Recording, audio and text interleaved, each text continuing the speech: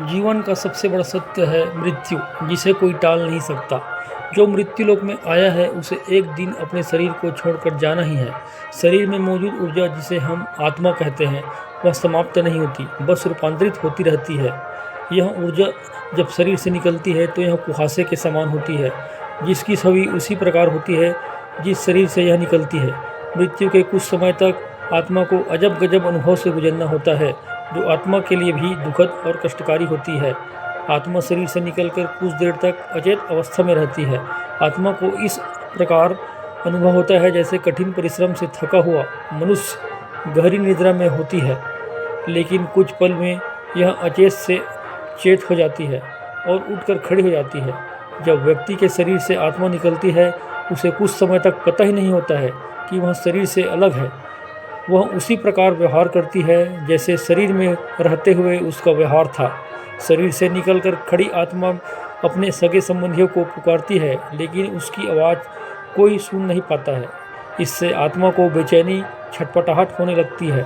आत्मा परेशान होकर सभी लोगों से कुछ कहना चाहती है, पर उसकी आवाज़ बस उस तक ही गूंज कर रह जाती है, क्योंकि वह भौतिक नहीं अभौतिक ध्वनि होती है और मनुष्य केवल भौतिक चीज़ों को ही महसूस कर सकता है। वर्षों तक शरीर में रहने से जो संसारिक माया मोह का आवरण आत्मा पर पड़ा होता है, उसे मोहवश आत्मा दुखी होकर कभी मृत शरीर को तो कभी अपने संबंधियों को देखकर उनसे बात करना चाहती है, लेकिन उसका प्रयास विफल होता है। आत्मा कोशिश करती है कि वह शरीर फिर से शरीर में प्रवेश कर जाए, लेकिन यम के दूत उसे शरीर में प्रवेश करने नहीं देते। धीरे धीरे व्यक्ति की आत्मा स्वीकार करने लगती है कि अब जाने का वक्त हो गया है।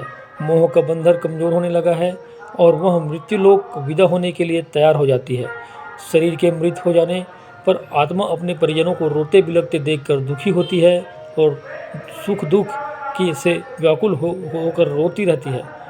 उसके वश में कुछ नहीं होता। वह लाचार होकर सब कुछ देखने और अपने जीवन काल में किए गए कर्मों को याद करके दुखी होती है।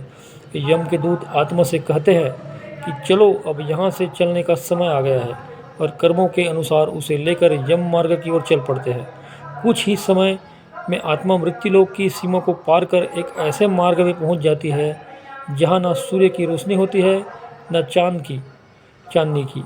उस लोक में हर जगह अंधेरा होता है।